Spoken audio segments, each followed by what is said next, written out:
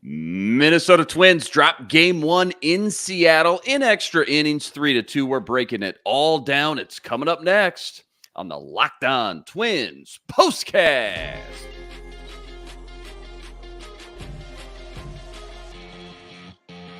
You are Locked On Twins POSTCAST, part of Locked On Minnesota on the Locked On Podcast Network. Your team every day.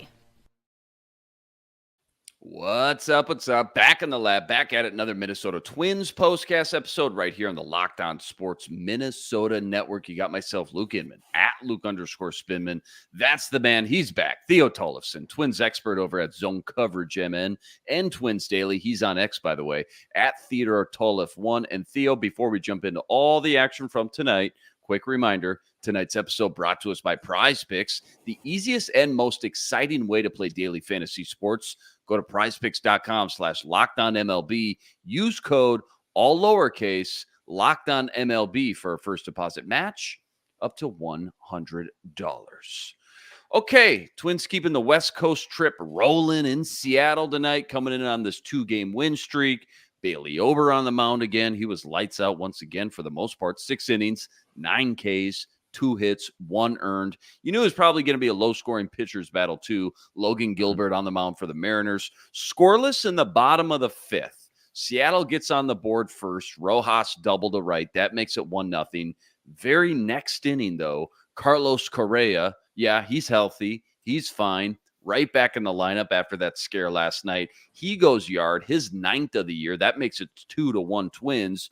Bottom 8, though, this is where things get a little dicey. Seattle's got 2 on, no outs. Miranda throws it away at third base. Questionable call by the umps there, it sounds like. That costs him a run, ties it back up. Jax gets out of a bases-loaded jam. Pretty impressive, to be honest, 3 batters later. So we go to extras, bottom 10. Cole Sands on the mound, gives up the base hit. That's your ball game. So Twins lose another 1-run game tonight, 3-2.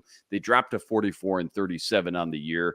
Let's talk Ober here in a second, but just first, as always, biggest takeaways, kind of your A topics from game 1 versus Seattle. I know Twins had their chances in the 9th and 10th, just couldn't put them away, right?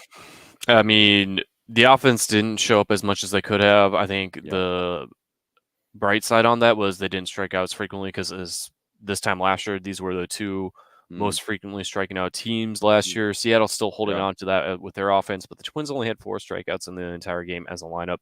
So take that as you will. But yes, that play in the top of the 8th where it looked like Miranda was going to have a tag on Mitch Haniger as he was running towards third, and he ran out of the baseline, and there could have been an interference call there. It could have been, an automatic out, but it wasn't, which led to that fielding error by Miranda, and that was really the difference in this game.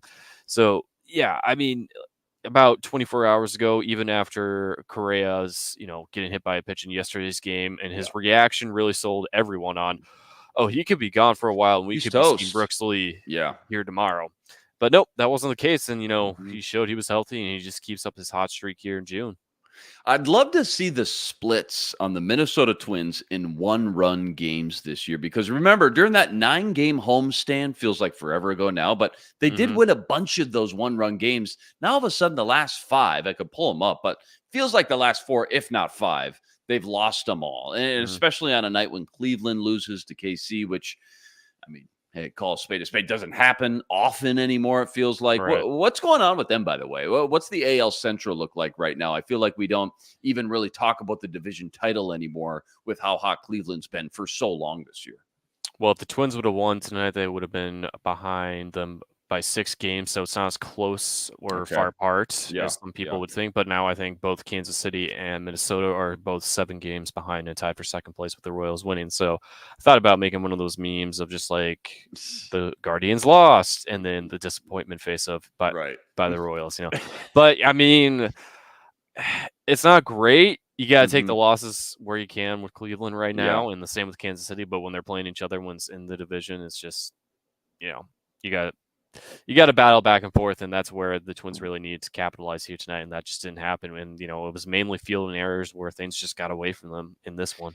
Yeah, and in the bottom of the ninth, too, things got a little dicey. Duran comes out. He gives up 2 straight back-to-back hits. He ends up getting out of the jam, which was impressive in its own feat. Mhm. But there was an article on The Athletic about Duran's velocity being down this year and the 104 smoke being cooled down a little bit, so to speak. Any rhyme or reason of that, I guess, especially after another maybe dicey outing? And again, he got out of the jam, so no skin off his teeth. But where are we, I guess, on I don't want to call it the panic meter right now with him, but just kind of where's the temperature at with Duran so far this year? Well, the brightest stars always burn out the fastest. I Yeah. mean, that's just basic science. But at the same time, when you're throwing 103, 104 consistently over 2 years' time, you're going to see a dip at some point, and that's what usually happens with these relievers. And I wouldn't say it's a matter of panicking too much yet. I think it's just his first real test of he's still an all-star caliber reliever, but he tested it, brought back down to earth, and he's still really great with his off-speed pitches, and he's been throwing those more frequently than his fastball. And I think there could be some shoulder fatigue still there. I know Gleeman's article went great into depth of what could be happening there, but is it a matter of, oh my God, we need to panic and get a new closer? No, absolutely not. Okay, you're talking me off the ledge, so that feels good. How about Bailey Ober tonight? I mean, really, his last 2 starts have been on fire. Throws the complete game versus the A's last week. Comes out, goes 6 strong tonight. 2-hitter, 9 Ks, 1 earned. I guess just talk to me about Bailey Ober's night and what he's really meant to this rotation as of late, the last couple weeks. Yeah, he's finally just really bringing himself back into who he was last season in these last few starts. And these tonight was just a great build off. We knew he probably wasn't going to throw back to back complete games. Nobody does these days, but Right. 6 solid innings, and the walks were a little higher than we would have liked with 3 of them. But all things considered, it was another quality start, which is what they needed from him following that complete game, and that's what they got from him tonight. I am going to ask you about David Festa in segment 2. So Mhm. hold the Festa specific thoughts here, but just tell me what you think of this starting rotation as a whole right now, kind of bigger picture. I want a letter grade, and then just tell me how much different you think things look compared to what you expected before the season to kind of where we're at now, because I feel like, just in general, it's been rock solid. I mean, all things considering, just not the way we expected it to look. Maybe. Is that fair? Yeah, I mean, I can go on the record saying this is definitely not how I expected, because I wanted Louis Varland to have a breakout season of a sub 3.5 ERA and 150 innings, and we know that's definitely not happening anymore. So I would definitely say things have changed. I knew Woods Richardson, I knew Festa would definitely get some opportunities this season. I just didn't know when, where, and for how long. And yeah, I think that's a nice thing that our expectations always can be challenged. And, this franchise, especially with starting pitching, even dating back to the days of when it was Johan Santana, not knowing who else would be behind him aside from Brad Radke, this has been a great successor to the best Twins pitching staff that they had since Johan Santana's last Cy Young year in 2006 last season. So I think, it's not the same. You don't have one of the best seasons of Sonny Gray in the rotation, but you're getting solid outings from 2 guys who are complete homegrown talents. David Festa, I know we'll talk more about him later. Yep. Bailey Ober, he is completely homegrown. You got 2 guys you got via trade right now that you developed in the minor leagues into your own starting pitchers with Joe Ryan and Simeon Woods Richardson. And Pablo Lopez did have some development with his team when he joined the Twins last season.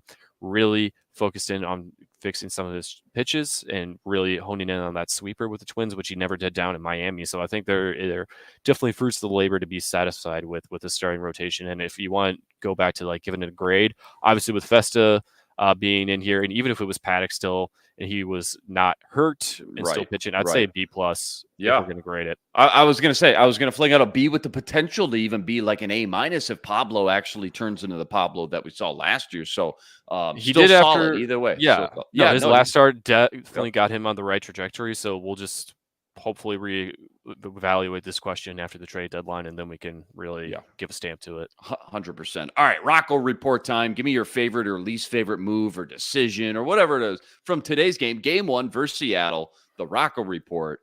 It says what?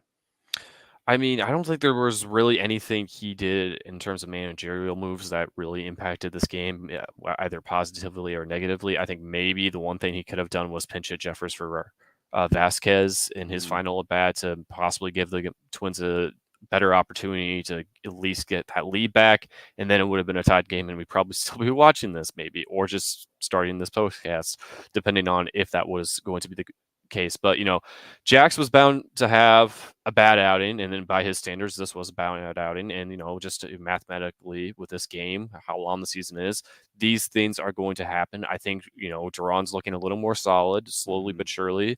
I know everyone wants him to get back to throwing 103, 104, but the buildup, it takes time, and when you get hurt, that's going to still impact how fast you're throwing.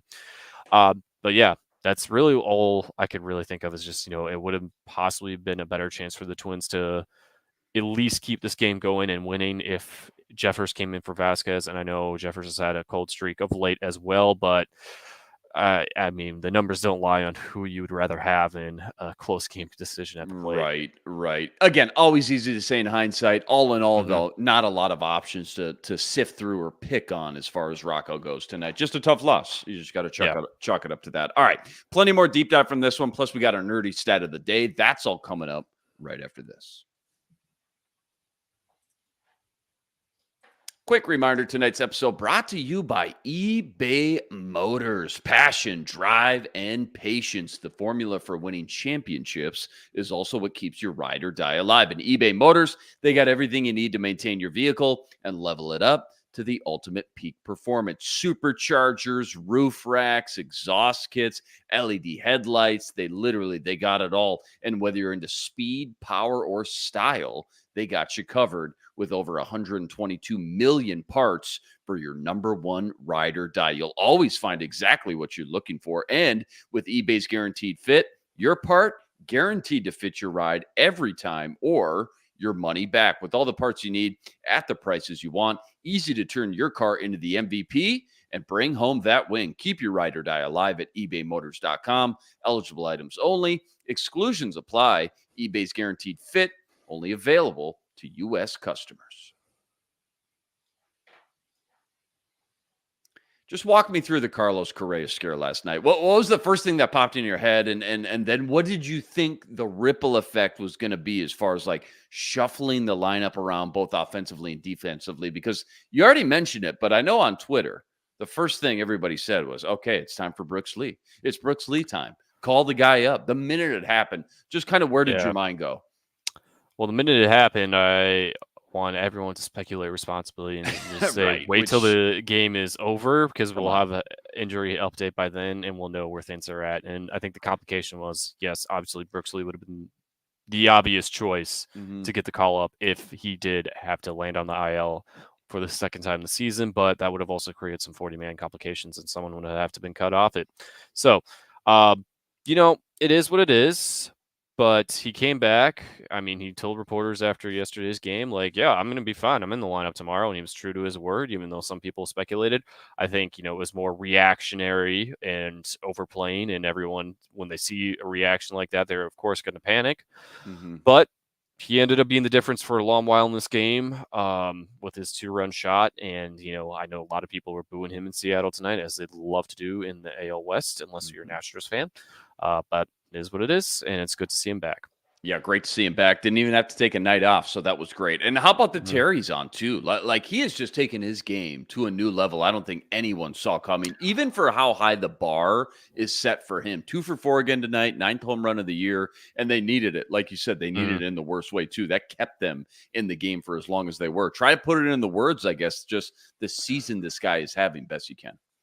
I mean, this is the month of June or the trajectory of his career has always been the best month in the baseball season That's for good him. to know. I didn't know that. Okay. Yeah, so when he was struggling this time a year ago, it was just dismal for him. He was very upset. I can't remember after what game or when. I know there was some point this time last year he brought that up. It's like, my number's always been best this month, and I'm just completely frustrated. I think he was only hitting like 234 batting average-wise, and he's hitting 439 for this month. That's just a night and day difference. Wow. So, yeah, this is fantastic. I think it's very safe to assume he's going to be one of the Twins representatives in this All-Star game, and at shortstop, probably behind Bobby Witt Jr. and Gunnar Henderson. I mean, they're both. I mean, I don't like how the All-Star game voting is these days. I mean, it should still be the paper ballots, which we haven't seen since the Target Field All-Star game in 2014. So I think it allows more opportunities for a rigged voting system, but that's another rant for another time. So, yeah, I mean, he's going to be one of their all-stars this season. I think Joe Ryan's definitely the other guy who could possibly make that case. And even after tonight's outing, I think Griffin Jack still has a strong case to be that third and final one, because that's probably what the Twins are going to get. I asked CJ this a few nights ago, but it's June 28th now as we sit here and record this, creeping up to the halfway mark on the season. What's the temperature of the Minnesota Twins on June 28th? I mean, like, who are we? Like, what does the rest of the league think of when they hear the Minnesota Twins? Biggest strengths? What are they most known for, I guess, at this juncture in the season, and biggest weaknesses as well? Well, I know since I was watching the Mariners broadcast, their bullpen has one of the 5 lowest opponent batting averages against them in all of Major League Baseball. So I think the bullpen, even though there were some weaknesses here tonight, they're one of the fiercest in the game right now. And this lineup, how it's been throughout the entire month of June, despite how bad that first week was out in New York and those 2 out of 3 losses to the Pirates, it's really just all come together at the right time. And, I know we've gone back and forth over this season. It's been hot, it's been cold, it's been very streaky. And we're finally, I think, since that win out in Pittsburgh, things have been pretty consistent overall. And if they can just ride this momentum into the All-Star break, I think they can set themselves up good for contention still within the American League Central to repeat as division champs. Okay, David Festa, what'd you think? First career start, MLB's 99th ranked prospect, Twins top 5 prospect, number 1 pitching prospect, finally gets the call up, gets the win. What'd you think last night? I've seen him pitch in St. Paul about 4 or 5 times this season. I've talked you've to got him the up close. I mean, I've talked to him after every start I can. And, his last start out in St. Paul, that was a week ago Thursday, so 8 days ago now. That was one of those rare nights where his off-speed stuff was not working as well. The opposing hitters were just really hitting off his changeup and slider, and he tried to just do so many changes with how he was executing those pitches, and it didn't really work out for him. In those first 3 innings yesterday, he was pretty dang good. He really did well and was making things quick and efficient. And of course, your first MLB start, whenever you're making your debut, no matter how much players like to downplay it, the jitters are there, and they're going to have to fight through them. And I think that kind of happened with him in the 4th inning, but he's still got 2 strikeouts. I think it was just 1 or 2 walks. I was very impressed with where he started. And obviously, now that first start is out of the way, he's still going to be in this rotation. I think it's safe to presume until the All-Star break. I don't think we're going to see Chris Paddock back until afterwards. So Festa's going to get at least 2, maybe 3 more starts before then. I know his next one's probably going to be this upcoming Wednesday when the Twins are back home against Detroit. So different environments. That's another thing. I think I brought this up on Locked On Twins daily podcast with Brandon Warren yesterday when I was invited on, or 2 days ago, with Festa's call-up. The humidifiers in Arizona, they do play a huge effect on the ball. It's not the same as Coors Field. The Coors Field effect is its own beast, but Arizona is the other place where the balls are humidified. So coming back to Target Field, looks like the weather's not going to be as bad. Still might be some humidity, but I think it's just a different pitching environment to see how he's throwing there. And, I think the strikeout stuff, especially against that Detroit lineup, will play a lot more effectively. I get the nickname now, the Slim Reaper. I get it now. You just his physical stature and the way that ball comes out of his hand, that kind of somewhat awkward throwing motion a little bit. Yeah. I get it. All adds up now. Hey, speaking as a fellow skinny man myself, I appreciate it. I mean, he's not. I think the only player in Major League Baseball that is thinner than I am is Tristan McKenzie with the Cleveland Guardians. But I think Festa's legs and my legs are pretty much similar in size. So to have all that working for him with not much power down there, it's pretty cool. It's pretty impressive. It honestly is. And what's great too, sometimes these guys come up just for a spot start or 2. It's going to be nice to have a little bit bigger sample size on him. Mentioned that he should get 3 or 4 starts under his belt by the time it's all said and done, which should be nice too. Yeah, and that's the thing. If you at least have multiple starts instead of just the one, and then you're sent back down to the minors, you actually have a lot more to work with your pitching coaches, whether they're the ones in the majors and the minors. And I'm sure we'll see him back in St. Paul sometime this season. But if all goes well for him, I mean, he'll definitely be in consideration for possibly making some spot starts in the playoff push. Yeah, that'd be great to see. All right, nerdy stat of the daytime. Lay it on us. Crazy stat, fun analytic, Twins related. What do you got?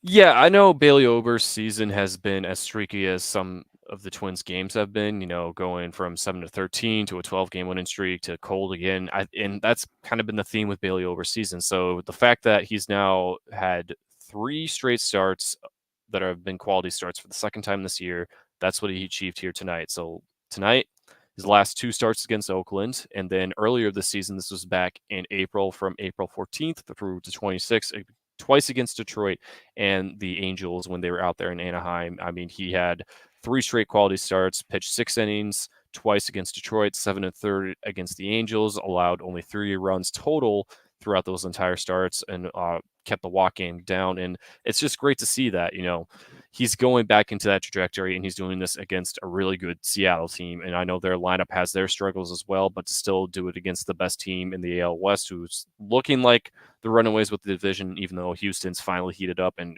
gotten themselves back into contention, it's still what you need to see from your starter, keeping your team in the game. Yeah, keeping them afloat for sure. Absolutely love that. Great one again tonight. All right, don't go anywhere. We got to preview Game 2 versus Seattle tomorrow. That's all coming up right after this. Quick reminder, tonight's episode also brought to us by Prize Picks. Prize Picks, America's #1 fantasy sports app with more than 3 million members to date. And for me and my money, it's by far the easiest and most exciting way to get in on all the action while you watch your favorite sports and you watch your favorite players. All you got to do, you pick more or you pick less on 2 or more player stats, and you watch the winnings roll in. Baseball season, obviously in full swing. So whether it's strikeouts, RBIs, home runs, you name it, they got it. Take your pick on more or less and add them to your Prize Picks entry today. Plus, they now offer Apple Pay for quick and easy deposits into your account all season long. Download the Prize Picks app today. Use code, all lowercase, Locked On MLB for a first deposit match up to $100.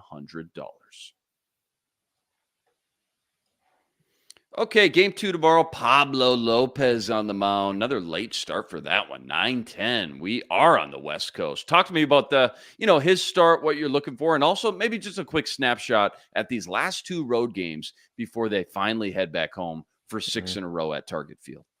Yeah, obviously there's going to be the big question of, are we going to see the same Pablo we saw in his last start and finishing things off against Oakland and dominating for 8 innings, or is it going to revert back to what have we seen from him for the majority of the season? Now, he's going up against Bryce Miller, one of the young arms that's just coming out of this pitching farm factory for the Mariners and their development sister. I mean, he's got a dangerous fastball, split finger pitch that have really been getting hitters out and striking them out the most. So that's what I'm going to be watching for tomorrow, how the Twins approach that. And then, Joe Ryan's going to be back on the mound, I believe, on Sunday. Yeah, I think that's correct. So, these are essential games, and obviously you want to win as much as you can. You won 3 out of 4 against the Mariners while you're at home, but you at least got to get one while you're out there in Seattle, and hopefully 2, because, these non-divisional games do matter as much as the divisional games, and getting those matchups in your favor and having a winning record against the other divisions.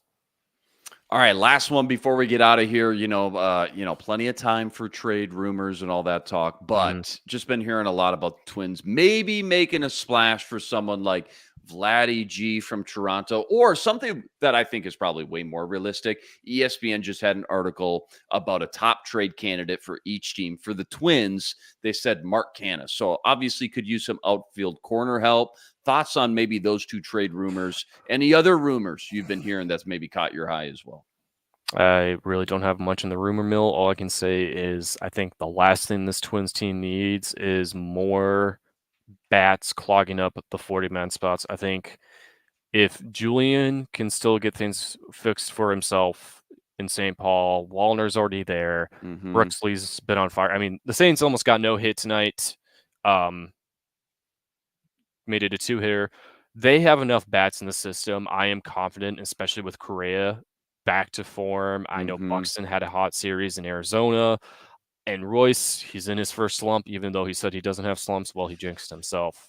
Got to call him out on that one, but hey, man, still going 3 for 10. That's still pretty good.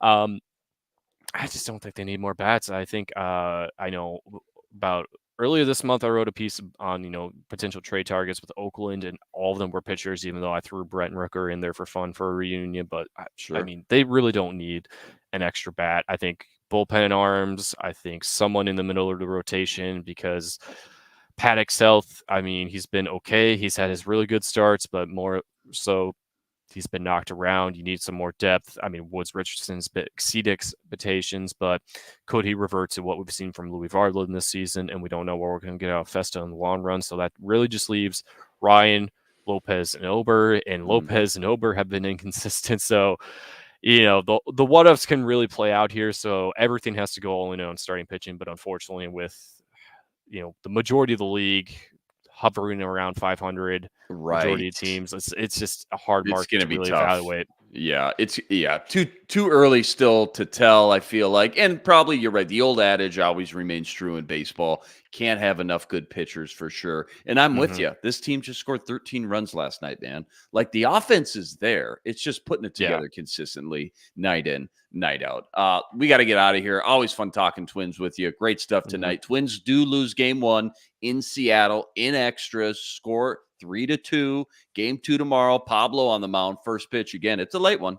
9:10 p.m. As always, though, huge shout out to everybody that joined us on the stream. Rest assured, we're going to be back each and every game right here to break it all down. Quick reminder, too, got to go check out all of Theo's work on X at Theodore Tollefson. Anything new as of late, zonecoveragemn.com, twinsdaily.com. Anything new as of late, we can go check out Twins related.